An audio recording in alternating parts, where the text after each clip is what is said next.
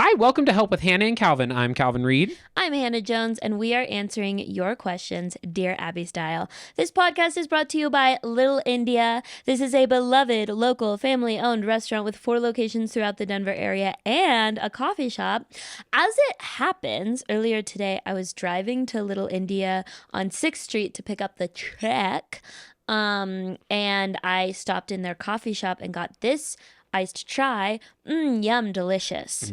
Truly fantastic. So I highly recommend, and it's a place that I go myself. If you live in Colorado, you should make this place a regular stop, and if you're visiting our great city, be sure you don't miss Little India. Visit littleindiadenver.com to find a location near you. And thank you, Dude IDK Studios in Denver, where we are recording. Yes.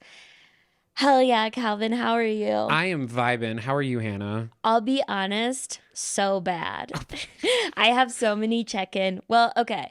Obviously, so if you listened last week, you know that I just went through a breakup. Yes. So like on a cosmic level, bad, right? But then I was ovulating the last 2 weeks I was not ovulating the whole time. It's the follicular phase. I don't know how familiar you are with women's cycles, but it's the phase where your tits are huge and your skin is clear and your outlook on life is just like, I'm one with the universe and the universe is one with me and everyone wants what's best for me. And I was just feeling really hopeful, and I was like going to a lot of like yoga and shit. And then yesterday and today I am PMSing so bad. And my biggest problem is that when I was younger and I got PMS, it was so bad and I just wanted to kill myself constantly because broadly speaking, I wanted to kill myself a lot when I was younger. But lately I'm very #healed and never want to kill myself. Never even a little bit, which folks, it gets better.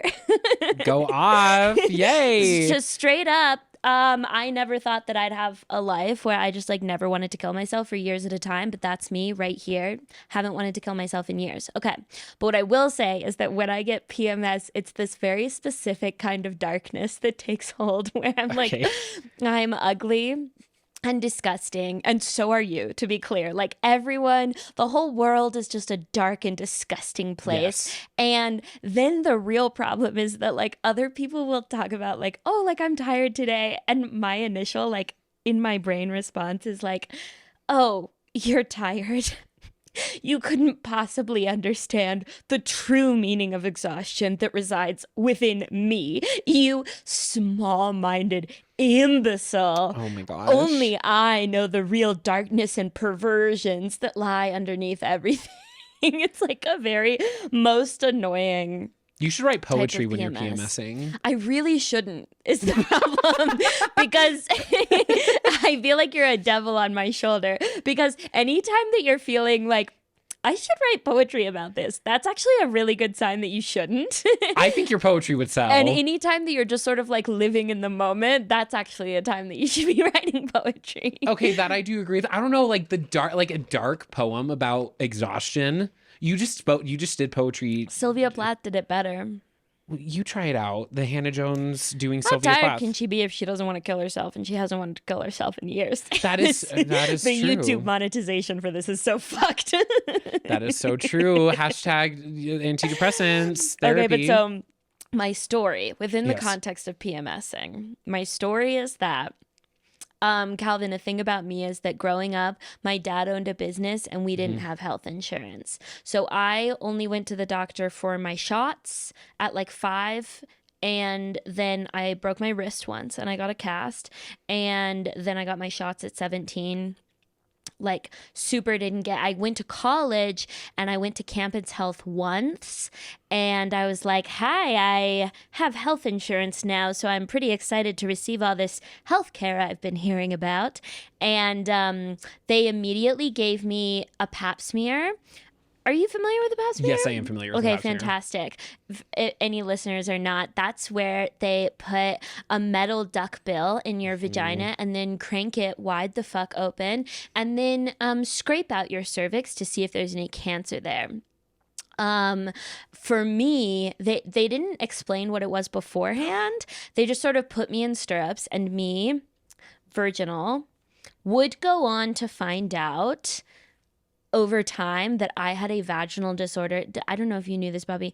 God, we're going so deep. My brother sometimes listens to this. Levi, tune out of this episode or skip to like 30 minutes in. Okay. So I ended up with a vaginal disorder where I can't, my vagina is Is it medically tight? medically tight. Gosh, good for you. When I say like no, bad for me, bad for me, bad. Okay, extremely bad. painful. Couldn't have penetrative sex for like 4 years. Oh, yeah, that's rough. Okay. Yeah, and so a lot of dudes were just like, okay, but it seems like your mouth has no problem opening and clothing, and I was like, okay, fair. But so they give me a pap smear, and it was extremely traumatic. So today, Yes. I got health insurance in the open enrollment period, and today was my I finally have a PCP, and I'm going to go in and I'm going to meet my primary care physician, and we're going to talk about all the health care that I'm going to receive. This is 10 years after that pap smear, which was my last. And in the course of that 10 years, I've had almost consistent therapy. I've had more years of therapy than I have had not in therapy. Okay. Yeah. And in my mind, that's like the healthcare that I've been receiving.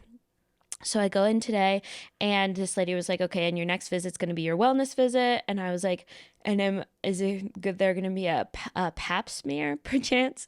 And she's like, yes, we're going to do a pap smear. And I start crying. For good reason. Yeah. Because I'm PMSing, and also, I don't know. Sometimes you just start crying because you had a really bad experience when you were 18 and you don't really know. Anyway, she asks me, she's like, oh, what's wrong? And in my mind, I'm looking at her the same way I've looked at like every therapist, where it's like, oh, it's so chill that I'm crying right now. It's like unbelievably fine. And I was like, I don't know, the same way you would to a therapist sometimes. And her response is like, you don't know why you're crying? And Yeah, they don't be looking at life like that. All of a sudden, the reality comes crashing on me that, like, this is not a therapist. This is a whole-ass doctor. Like, do you know how fucking not emotionally intelligent you have to be to go through, like, 9 years of medical school? You have no interest in putting up with the shit of a crying 29-year-old in front of you who's crying because one time she had a pap smear 10 years ago and it hurt really bad. Well, I mean, it's a trauma response for sure, but yeah, they're not going to look at it like that. They're not going to give a fuck. No, She has a whole different definition of trauma. Yes, they do. In the medical field. Yeah, theirs is physical trauma. She says the word trauma. She's not even referring to crying, which is insane to me. Yeah, I can't picture that either. I one time, like in psychiatry, I was in the psychiatrist's office and they were like, okay, cool. Did you have like a history of this? I'm like, oh yeah, I can talk about it. And they're like, please don't. And they were literally like, please don't. I was like, oh my. The psychiatrist, it is truly like going to see a therapist and then a psychiatrist for the first time is like mom and dad vibes. Yes. You go to the therapist and she's like, oh my God, sweetie, like you're valid. What you're experiencing is a normal, and it's your body is making a smart response to everything that you've been through. And you go to the psychiatrist and they're like, please take some Adderall. I swear to God, Literally, if you don't take some Adderall right now, I will die. Yeah, psychiatrists are fucking weird. They're like all of the bad parts of therapy plus all the bad parts of medical field combined into one position. So when you meet with a psychiatrist the first time, it's like you're looking capitalism, right? And it's like the eye of the Stranger Things monster, like the little light inside it that powers it. Yeah, that's exactly what it is. It's because it's like, I just paid $60 for you to tell me to keep taking my antidepressants. Like, that's just what I did. Yeah. And I have, like, decent health insurance. It's like, what happens if I didn't? The weirdest thing today was so that I got my health insurance, and then I went in today, and one of the things I talked about it, I was like, I've experimented with this medication through telehealth for, like, acne or whatever, and I've had, like, a good experience on it, but it doesn't seem like a smart long-term fit from the research that I've done, so I'd like a full hormone panel. And she's like, so the medication's working? And I was like, I don't know what the threshold of working is here. Exactly, like, it's made things better. I'm definitely interested in how much better they could be. And she's like, well, the thing about a hormone panel is if we want insurance to cover it, we would have to be able to justify it. And I'm like, doesn't that seem kind of like your job? To justify this stuff and to say she needs a hormone panel. I was kind of hoping sometimes that they don't listen. You would think I would need a hormone panel just because I said I did. They like, even if the doctor believes you, sometimes I had a doctor prescribe me like a cream for something, and my insurance was like, you don't need that cream. And I was like, yes, I do. Like, sorry, I need it. And I called them and was like, what the fuck? And they're like, we gave your doctor options to prescribe instead. I was like, huh? Like, and they literally, And the other options are Adderall. the other option They're was like, Adderall. please just take Adderall. They're like, please take Adderall and Lexapro and shut up. even. Wellbutrin and get the fuck out of here. Come on, you're done. You're gone. No, like, and why? What's the point? I'm like, your insurance, your job isn't to like. No, they think it is. Yeah, no, it's rough. So I don't like the psychiatrist office. No. And it's yeah. just funny, like with Clear Eyes, I've heard everything about the healthcare industry. I know all of this stuff to be true, but I still was kind of like, I have health insurance now, and I'm about to have a beautiful love affair with healthcare this year. I'm going to get all my tests, and I'm going to feel like I know exactly what's going on with my body. And I show up, and they're like, doesn't seem like you're dying. So Literally? maybe you should go home. No, I have been blessed with healthcare my entire life, which is good because I have medical anxiety, so I don't know what I'd have without it. Blessed with healthcare. I've Healthcare been is blessed- a uniquely American thing to say. You're right. Oh my gosh. Oh, Canada. Anyways, so yeah, I've been the Americanized way of healthcare, and it's like, Lord, please bless No, this young literally, I'm man like, with please. healthcare. please let him be able to get healthcare. Please lay healthcare upon him. That is literally so sad. That is so true, though. So many other places are like, yeah, I just went to the doctor. Oh, you can? Like, what?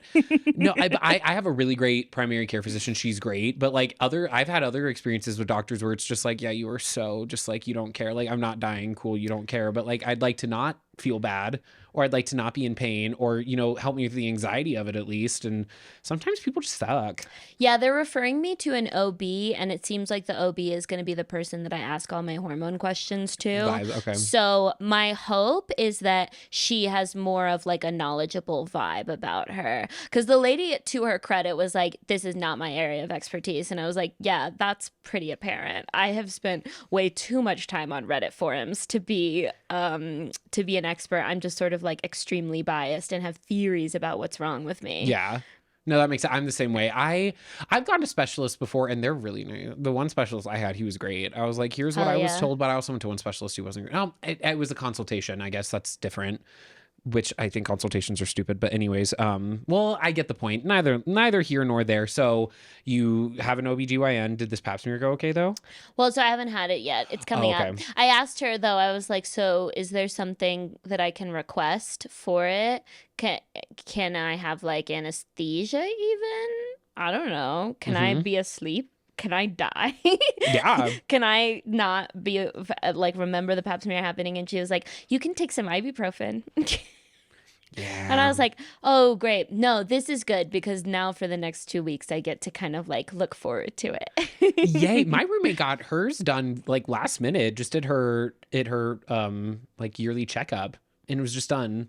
But it also wasn't a new meeting. Like, she'd already had this doctor for a while. Yeah, I also think that since my vagina's fixed now, I think that it might not be as painful as the first time. Which is also valid, yeah. Because that also, like, the lady was so mean to the first pap smear that I got. The lady was so mean to me. And also, I got it at 19, and apparently you're not supposed to start getting them until 21. So I have no fucking clue why they even gave it to me at 19.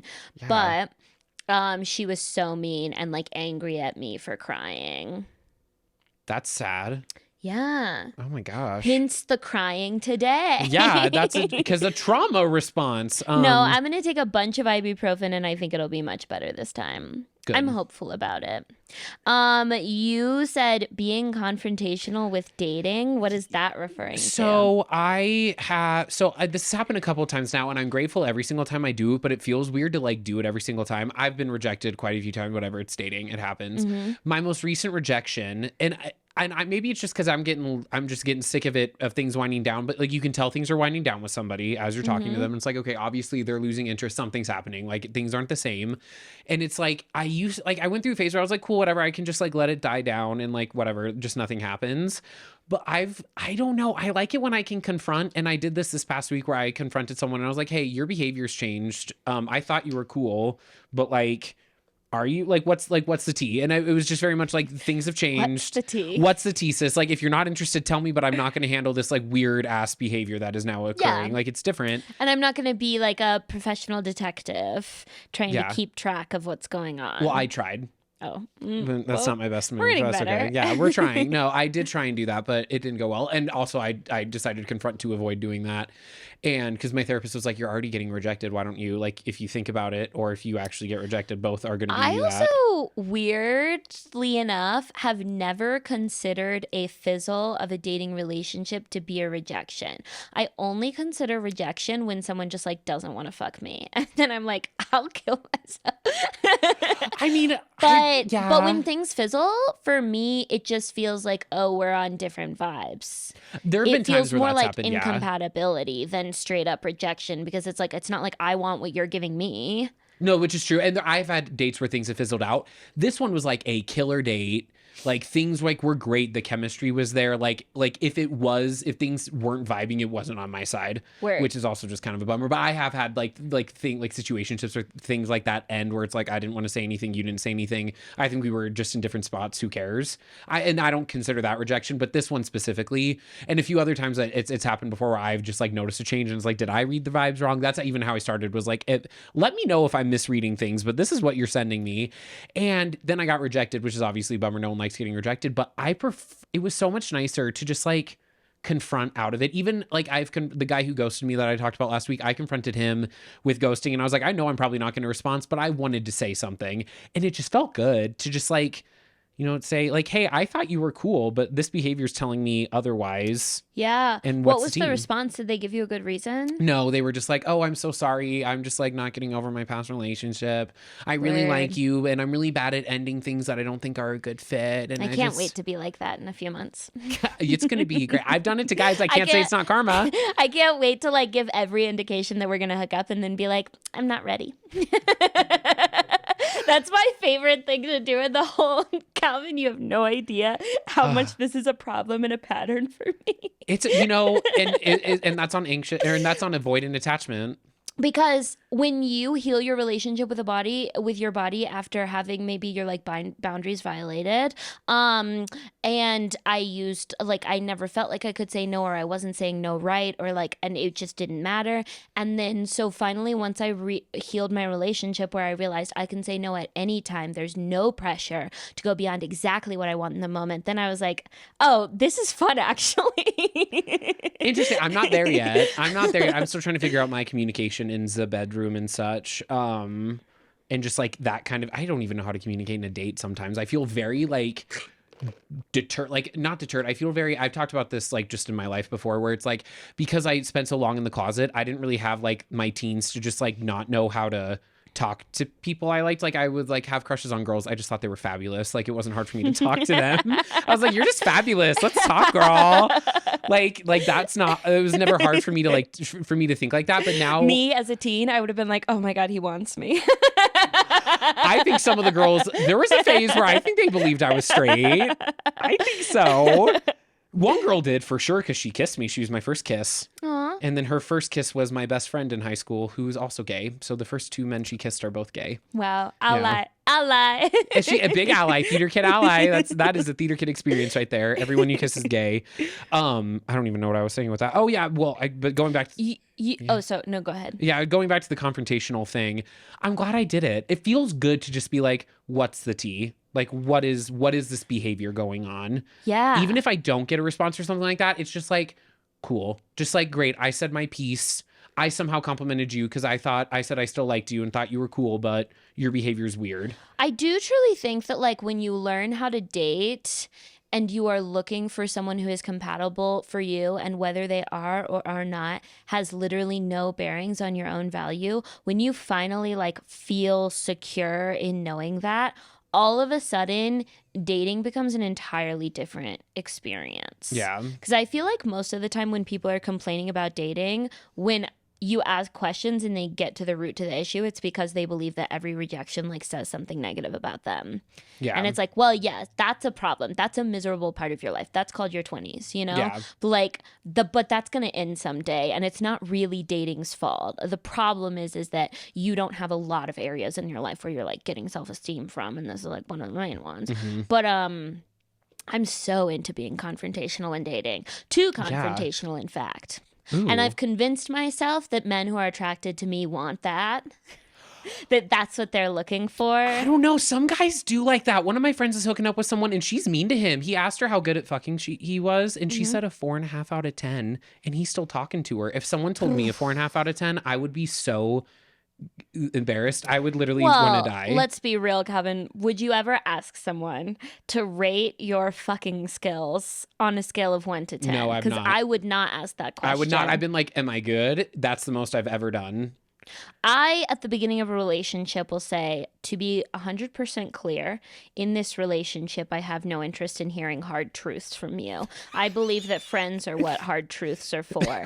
If you are interested in being in a relationship with me, there's a couple of lies that we're going to say to each other, such as, you're the only person I've ever found attractive. You're the most attractive person in the whole world. Margot Robbie? Pfft. Disgusting. You're the person that I want to have sex with. And that's just like how we are going to form our communication, because I think that's a fun little world to live in. As a couple, you get to create your own little world with its own little rules. And for me personally, this is the best sex of my life. You're the best at sex that I've only had sex with you. How would I know? I'm a little virgin. I wouldn't even know what other sex is like. Like, that's something that I just think is fun. I think it's fun too. I actually have another friend who's going through issues with her significant other because she has like she had a different like sex life in her like early 20s and like late teens. And he was very like relationship focused, and he hates hearing about like anything of her past, but it's like, I'm okay with it. And maybe it's just because it's like, I know like people have had to have sex. Like, don't talk about it a lot. And I'm still the best sex you've ever had while we're in a relationship. Like I stand with. But I'm okay with like knowing that they hooked up with other people, because I'm like, you know what? That's how you got good. Like, that's how you're a good kisser. You have to kiss a lot of people to be a good kisser. You know? Yeah, it's weird because I don't like hearing about a dude's other like sexual experiences if we're dating, but not for like a possessive reason, because I'm not very possessive or jealous. It's more so just like ew. It's both. Like, I don't think about two people who are not me having sex ever. Okay. Maybe this is because I like don't watch porn, and so I'm just like, maybe I'm the weird one, but like I don't think about like celebrities having sex. It all seems kind of gross to me. Sex that I'm not involved in seems gross. And that is very true. I don't know. Everyone's talked about sex with me for as long as I can remember. Even in high school, people would always talk to me about sex stuff, which I'm like, okay. Now I love the tea, so I think about it a lot. From a gossiping perspective, it's so fun, but not to be clear. It's not, I do think about it from like if I'm making a joke about it standpoint. Oh, but you don't think about it like intently. Don't think about it like I don't care. Yes, I'm on the same wavelength. Like I'll listen to like my friends talk about it, but I don't like want to hear about like other people's sex lives all the time. I don't gab with people that I'm dating. Like, I flirt with people I'm dating. Yeah. So that's why we're not like gabbing about our sex lives. That would be weird. Yeah, and I guess it's more just been like bad experience. I don't know. Like I mean, I also haven't had a relationship last long enough recently to where it's even worked out to where I'm like, let's talk about this stuff. But in the past, it's been very much, it depends on the communication style, which is also super valid. Like if we're gabbing versus like actually talking about it for like other purposes. But no, that makes sense for sure. Yeah. Fantastic. Is there anything else you want to talk about? You said you were getting ghosted by a business. What is that? Oh, what's that? Oh, right. I did write that down. Okay. So, I'm trying to like keep this as anonymous as possible. So let me figure out. There's a freelance client of mine, and I had to like end our business relationship. Okay. For normal reasons. The contract did not stipulate that there needed to be a certain amount of heads up, but the amount of heads up was about a month. That's a great amount of heads up. Felt really reasonable to me.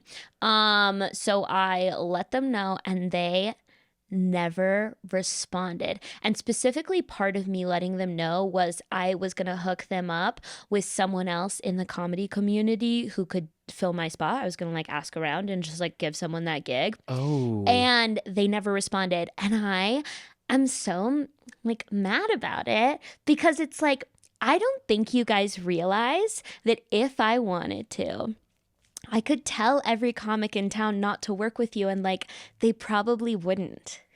They wouldn't, no. Everyone good is like my friend, and if I say not to work with someone, they'll assume I have a really good reason.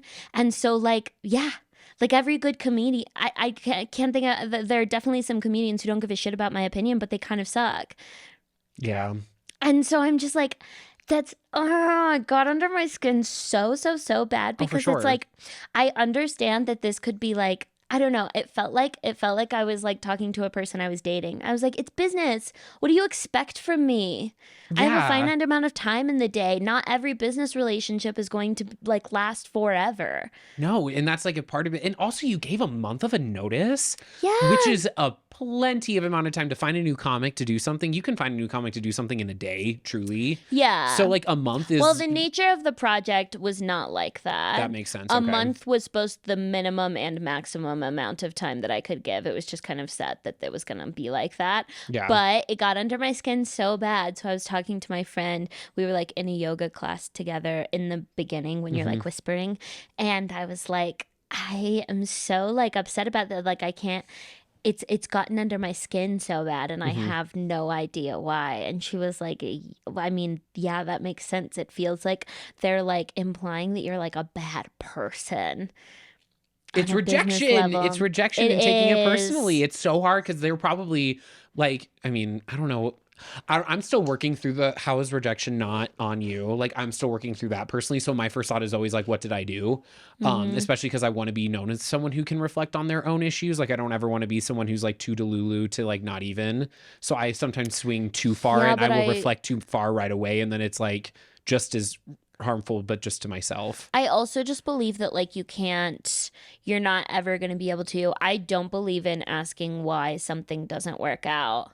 One time someone was kind of like ending things with me and I was like, "Okay, word. No worries." And then they messaged, they were like, "Okay, like do you want to know why? Like I'm here to talk about if you want to talk about why." And I was like, not really.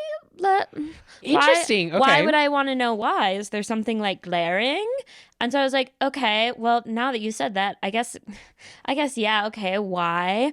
And they were like, it's just because, and listed a bunch of things about them. And I was like, oh, so I didn't care. Okay. I was like, Yeah. unless there's like spinach in my teeth. But here's my thing. If you're breaking up with someone, the reasons in your head are such a separate reality. They are your reality and they are good reasons by virtue of the fact that they're just the reasons that popped into your head. Like they don't need to be logically good reasons. If you don't like someone anymore, you just don't. Decision made. No ifs, ands, or buts. You can't convince someone back into liking you. Yeah. And then when you tell them to another person, they're going to be able to refute them all. And you're going to have to get to the much harder truth of like, I just don't like you anymore. Every breakup comes down to, I'm not feeling it anymore. I lost respect for you. I don't trust you anymore. Like those big things. And it's like, we have the surface level lies to kind of cover them. And it's like, you don't want the big truth. And the big truth isn't going to help you be a better person. There's this idea of like self-improvement. It's not going to help you with self-improvement to just hear like, I'm not attracted to you anymore, right? Like that's not something you can take with you and fix, you know? No, it is not. No. So I just always feel like you're either going to get a lie or a truth that doesn't help. That makes sense. Yeah. Especially with like breaking up and stuff. With that, I am a slut for asking for feedback when I don't get into things like comedically speaking or like acting On a wise. Like business I'm a level, slut. always ask I'm for a feedback. slut for feedback, but you're right. On a personal level, it's like a little because it's Yeah. always typically someone ending things with you. It's always on them. Like even if they're not attracted to you anymore, that is still like their feelings changing. And if Yeah. there's a glaring, obvious flaw that you could fix about yourself, your friends will know it and they'll tell you. When you're telling stories about dating this person, they'll be like, "Oh, I think you sounded kind of crazy there. I think maybe we were being a bit crazy." Yeah. You don't need to hear that from the person. I don't trust a man's opinion of me. I trust my girlfriend's opinions of me. They'll tell me whether I'm being crazy. I love that. And we're all being crazy. I would say the blind leading the blind for me and my friends. I'm like, girl, tell him to kill himself. What? No, one of my friends getting married. So Oh, okay. if we are crazy, at least we have a full victim. One of my friends is also married, but she's married to her high school sweetheart. So I don't know how much that one counts. Yeah. Because like I've been friends with her for almost as long as she dated the damn man. Okay, let's get into some questions. Yes. Here's the first one. Dear oh wait, announcements first. I have shows coming up. Denver, new material show on March 6th, Portland March 21st, Seattle April 13th. All those ticket links are in my bio. And then I'm February 29th at Pete's Satire Lounge in Denver, and then March 14th at Wide Right for like the 2 shows that night, also in Denver. This podcast is sponsored by the Patreon. That's patreon.com/HannahJonesCool, but it is both of our shared Patreon. It's just hard to change the URL afterwards. Patrons have first priority to get their questions answered, and they also receive a bonus episode every month, and it's only $3. Patreon.com/HannahJonesCool. If you want to ask a question to get answered in a future episode, you can find the link to that form in the podcast description or in either of our link trees or on any of our social media platforms. Fantastic. Alrighty, here's the question. Dear Hannah and Calvin, I, 22 female, ended a 3-year relationship about 5 months ago. Some old feelings for a friend, 24 male, suddenly resurfaced and I couldn't shake them, which made me realize it wasn't the right relationship for other reasons. I didn't initially intend to pursue a relationship with this friend, but he feels similarly, and we quickly realized that a relationship could be something special. We've been hooking up while we both work on ourselves with the explicit intention of a relationship in the future. My question is, how do you know you're ready for a relationship? I'm happy with where I'm at, and it feels natural to continue growing closer, but I wonder if I would have more potential for growth if I took more time to be single, or on the flip side, if waiting for the perfect moment could set unrealistic expectations and potentially sabotage a relationship that will inevitably become imperfect. Am I overanalyzing this? Am I just young, naive because I've never done friends with benefits before? I'd love to hear your thoughts. Signed, Puzzled in Portland. Okay. I think the whole idea of like growing being something that you do outside a relationship really just implies that all of your relationships are codependent. I think you should read some cursory explanations of codependency and really look inward and say, do I use my relationships as a source of like safety and emotional regulation, or do I have those skills to create a safe and emotionally regulated life on my own? And if you already have the skills to emotionally regulate on your own, then I don't see any problem. I don't think there's a moment where you become ready. I don't think there's a required amount of time to wait for you to become ready. I think that there's no reason to like keep yourself safe from yourself. I think that dating really requires you to trust your own intuition, and you can start to trust your own intuition by acting on your intuition and seeing how it goes. Yeah, I don't think there's anything. I mean, there's definitely no like timeline. Everybody's relationship is different. There are maybe like steps to like look out for as you're getting to know someone better, but also like that's different. I've never dated a friend personally, so I've never had like that friendship knowledge of someone and then we dated. I've never I've never been attracted I've never really been attracted to friends that much before. Like that's never, it's always been getting to know someone while I'm dating them. So like I've always like looked for steps of like, oh, now I feel like I know you on this like deeper level. Like I feel like we have a better connection. But when you're already friends with someone, I can see why that kind of connection would feel like it muddies a timeline. Like I can see where that could cause some overanalyzing for sure. I have had a lot of relationship with friends, and it never felt weird. It felt mostly very simple to me. But I think that depends on your ability to communicate, and I think also it might have felt simpler for me than it did for the other people. Which is valid. By virtue of wanting less than them. So yeah, that'll do it. Fair. That'll do it. Yeah. But if the question is this going to go badly? Yes, most likely, because you're 22. What percentage of relationships that 22-year-olds get into do you think stand the test of time? It's a very low percentage. It'll probably go badly. You're in the learning phase of your life. This can be part of it. Will you risk the friendship? I don't know. If your friendship doesn't last through this, it probably wouldn't have lasted 3 years anyway. A lot of times the friendships you have in your early 20s don't last, and it's not because you hooked up with each other. It's just because you change a lot. And if your friendship is going to last, if it's a really true, steadfast, trustworthy friendship, then you probably will be able to, even if the relationship doesn't work out, still be friends. Yeah, 100%. And yeah, I agree with you, Hannah, where it's just like communicate, because you are probably over analyzing it. Puzzled in Portland, but I would be too. Like, I'd be like, it's just, it's, if you care about that person and you also care about yourself, like, of course you're going to like analyze it and go in depth because you want things to go correctly. You don't want to fuck something up on like your end or anything like that.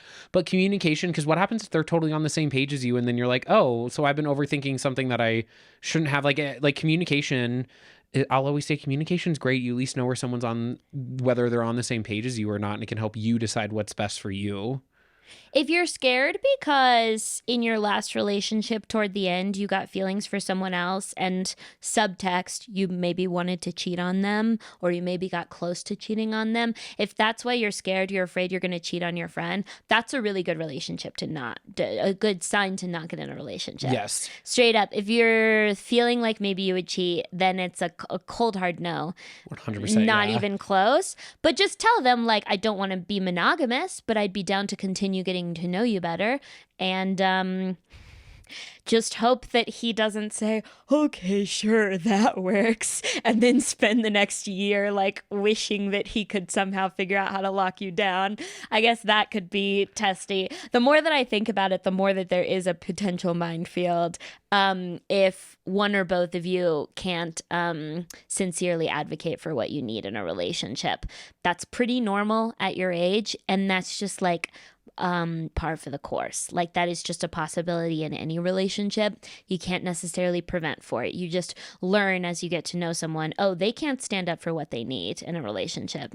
Too bad. Womp. Relatable. I would say go for it.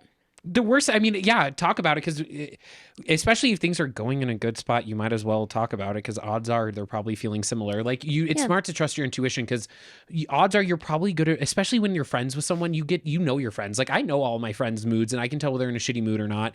And I would like to think, obviously I don't have the experience to back it up, but I'd like to think you still are able to read that person, even if you see them in a different light than just as a friend. Like, that person still, like, you're still able to read and understand them. So if you're getting good vibes from him, communicate, maybe, because it's probably good vibes from his side too. Yeah, jump in. Life is short. I don't think we need to prioritize safety over opportunities for connection, just on a priorities level. Yeah. Alrighty. Beautiful. Next question. I, 20-year-old female, live with a super chatty roommate. We are both in college and met via student org, moved into a 2-bedroom apartment this year. We aren't besties, but I like her a lot and we're both clean and get along well most of the time. The problem is sometimes I have a crazy busy day and dread coming home and having to catch up with her. IDK why it feels like such hard work, because I really do like talking to her when we are working on stuff together, but just walking in the door and having to immediately hear all about whatever happened to her annoys me so much. It makes me hide in my room whenever I hear her out and about, and I feel like it's causing tension. How do I get over this weird hang up? Signed, Quiet Kathy. Yeah. I've been the chatty roommate. I've been the non-chatty roommate. I've been both Same. in this. And that meme where it's like I'm hiding in my bedroom because I can hear my roommate cooking, like being irrationally mad at your roommate for making dinner when you were about to make dinner. Like, Very similar energy. absolutely. I kind of learned this the hard way, that like everybody has a different expectation for what the etiquette is when you live together. And if you're not able to like verbalize that you might have different needs there, it can cause quite a bit of tension, because a lot of times chatty people, if they're getting nothing from you or a little bit of tension, they're like, she's fucking pissed at me. And then usually a self-protective reaction to that is, well, I'm pissed at her too for being pissed at me. Yeah. And yeah, I really fucked this up with my last like roommate situation and realized that I probably need to live alone. I just got really lucky. The first like 3 houses that I lived in with people, I lived with like abnormally quiet people. Okay. And we all just like, when we passed each other, just sort of like didn't super say hi. We were just like, huh. And kind of like went to our rooms and we're just like really quiet most of the time. And then like sometimes we would come into the living room together and like have a whole conversation, but that was not like a default for coming home. It was like its own event. And then I lived in a house where like there were multiple people who were super social and they thought I was being so cunty. Yeah, okay. all the time. I can see that. I've had friends like I personally am like the chattier. What a surprise! I'm literally on a podcast. I love to talk. It's my favorite thing. Hmm. So I like talking to people. And I have like my current roommateship. Her and I gibble gabble all damn day, Yeah, and it just like works that's for us. perfect. It's just it. I've had past roommates where it's like sometimes they do like want to talk where it's like I'd like a second, and that's like that like makes sense. But I am like an extrovert at heart, so I'm able to kind of suck it up. And then by the 2 minutes in, I'm like, oh, I'm so glad I had this conversation. Like I'm so glad we got to talk. And so it's I understand like it can be annoying. I've told myself to lean into it a couple of times, and I have been like, you know what? I'm glad I'm talking to them. Like I'm glad that they were able to rant about their day so that they wouldn't have to worry about it and we could be chill for the rest of the night. Like I'm okay, but like I've had to tell myself to suck it up, and I find silence to be scary. So if people are silent all the time, I get worried. But Yeah, so you have to learn how to say to her, I love you so dearly. mhm. I just had a hell of a day, and for some reason, I can't talk right now. Straight up. I'm gonna go into my room, and like, I even like, as I learned more about myself, I realized that when I come home from work, I have to have silence for like 30 minutes. I Yeah. have no idea why.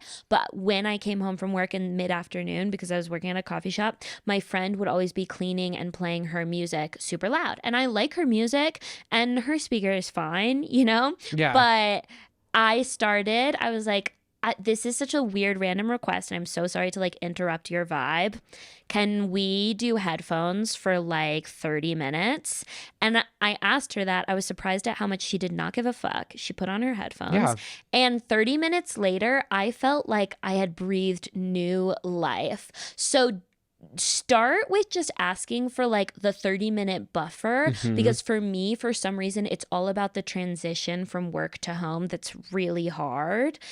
And then be like, can we talk in 20 minutes? I so want to catch up with you. I just like need a sec. I had friends in college. I would go over to their house like every weekend because it was like during COVID and whatever. And they had a roommate that was similar. Like he just needed some time to decompress after work, and it like made sense, but he never communicated it. So he would Mm. literally come in, and it would just like completely change the vibes of the hangout because it was just like coming into silence. Because I was friends with this person too. Coming into silence, they would just go to their room, and then they would come out and they would act like nothing was wrong. And it was like, That's what I used to do. And I was yeah. unaware that I was impacting the vibe that much until I learned how to like vocalize what was happening. Yeah, and like so with this person, it's like obviously like no. I mean, I sometimes I think they did know that they were changing the vibe, but that's a different story. Like sometimes I think that they claim to be very aware of that stuff, so I don't know. But once they Oh, were like, they an empath? yeah, a little bit, they claim just a little bit. Yeah. Gosh, I hope my friend who lived with this person's listening because they're dying right now. They would be dying. No, but like this person, in like the second they communicate that they just like having like a little bit of silence, it was like, okay, cool. And then at that point, then I could tell when they were like being dramatic and like slamming the door as they walked in or whatever. Oh, Yeah, this person was not I as never did that. they were not quite as emotionally intelligent as they wanted to be.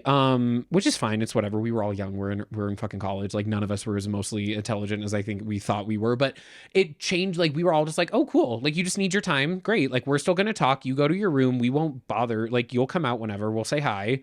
And that's it. Like it's Hmm. very chill. Like if even like, hey, when I come home, I just need to shower and be in my room. Okay, great. I tell my roommate that sometimes I just need time to rot because I just like did comedy for a while, so I had to go and just like spruce it up. I just want to go sit on my phone and not do anything for 10 minutes. Do you mind that? And she's like, of course. We'll watch TV afterwards. Great. Yes. It's communication. All about communication. But yeah, in her mind, the default is that you do have to chat, and so like address that sooner rather than later. On the same topic of I just thought of this story with this same. It was a group of like four people who lived Okay. together during COVID, so it was already like um a lot, and like I think all of us really learned the lesson of like, oh, we could have done that so much better for each other. But Hmm. one thing that happened was that so two of us were in the service industry and two of us had 9 to 5s, which is Okay. so hard It's really because hard. when we want to like hang out and be social, it's like a terrible time for them. So one time, and we were in the upstairs, which was kind of nice. The two service industry gals. We were hanging out with our other friend, and we were being too loud accidentally. We got a text that was like, be quiet. And we were like, straight up, got it. And then but that text was already like annoyed and like already like, you kept me up for a while, and we were like, okay, fuck, you know. then as we're coming downstairs, which is like not that long after, our other friend who was a guest, not a person who lived there, drops a wine glass and it shatters. Oh no. Oh no. And, Oh and no. we're all laughing, and because we're like panic laughing because we're like, fuck, fuck, fuck, fuck, fuck. We were being quiet and now we're being so loud. And it wasn't even on purpose. It's like, Yeah. how do you just dropped something? And then it was glass, so you have to clean it up. Yeah. And part of the glass was on a carpeted staircase. Oh no. So You my have to roommate vacuum. got out the vacuum and started, and we get another text to the house group chat that just said, seriously, the vacuum. Yeah. And it's yeah. like, because she doesn't know that we like dropped a glass and need to get the glass out of the carpet before we can like go upstairs and go to bed. Like, she doesn't know that this is just like Yeah. she's like, what the fuck? How much more noisy are you gonna figure out how Like, to could be? you feel like the vacuum? That is killer. Are you still friends with that roommate, or did that just? I think I see her like once every few months or whatever. Okay, that's actually not bad. she's a delight. So Oh, that's great. Yeah, I see. So, Yeah, okay. Yeah, I always stay up later than almost every single one of my roommates, and I try to not be too loud. And the second I get like one text, I'm like, "Argh!" Like I'm that one who will be like, I can take feedback so well. And then someone will be like, hey, can you be a little bit quieter? I'm like, yeah, I'm like the most annoying, loud ass bitch that you've ever met. And I'm 100%. sorry. yeah, I'm the same way. Okay. I think we have time for a quick Am I the Asshole? Let's do it. Am I the asshole for not cooking while babysitting? My brother, male 33, and his wife, female 31, work for the same company and had to go on a 5-day business trip. Their babysitter got COVID, so they asked me, male 26, to babysit their son, male 7. I babysat my nephew before, like when he was freshly born, and they wanted to go on a date night, so I agreed. For 5 days. Okay. They dropped him off at my apartment and told me to text/call them if I had questions or something happened. Then they left. At first, I was a bit overwhelmed and scared that I would do something wrong.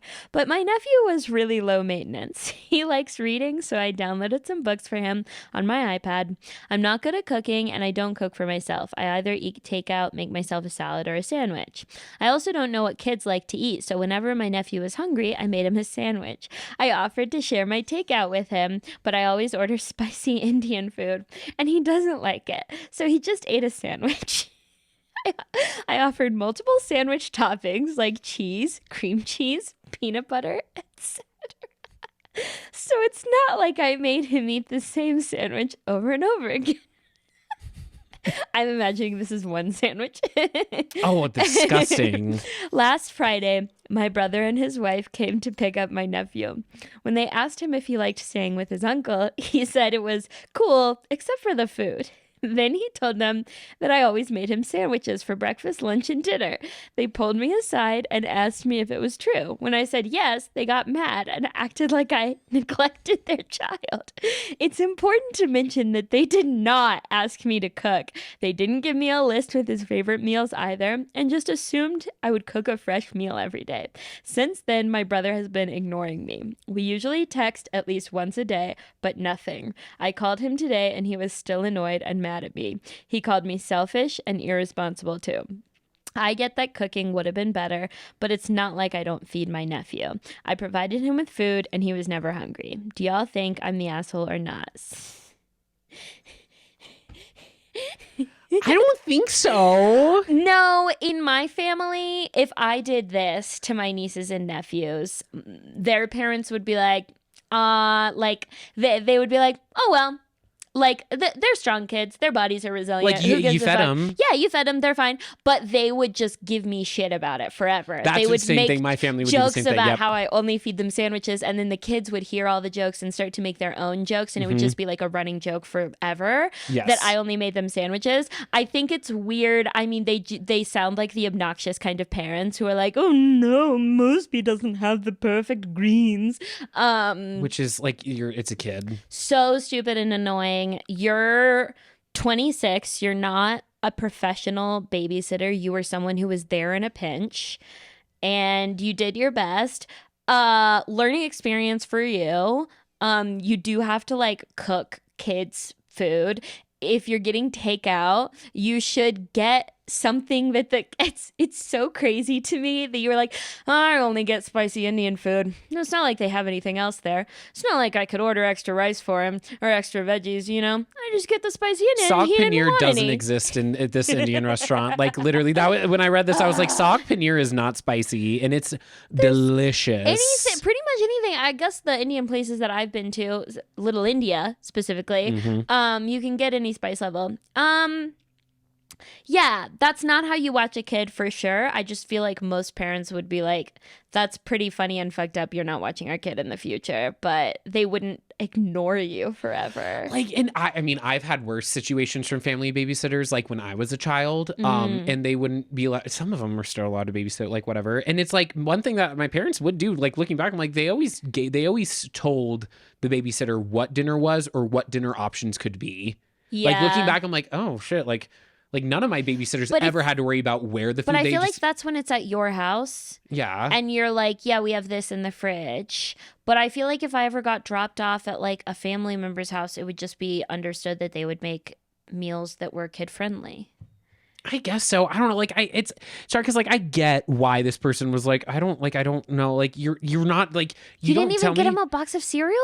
Yeah, it's like, did you not go to like how much of this is you deciding not to go to the store versus like how much of it is you expecting the child to communicate their meal preferences to you, which like it's 7, I'd be like, I don't know what the fuck to eat. The fact that you were getting takeout, but you didn't think to get pizza, something that a kid could join in. The fact that you never got a breakfast option, lunch and dinner, whatever, sandwiches are fine, but like no cereal, no Pop-Tarts?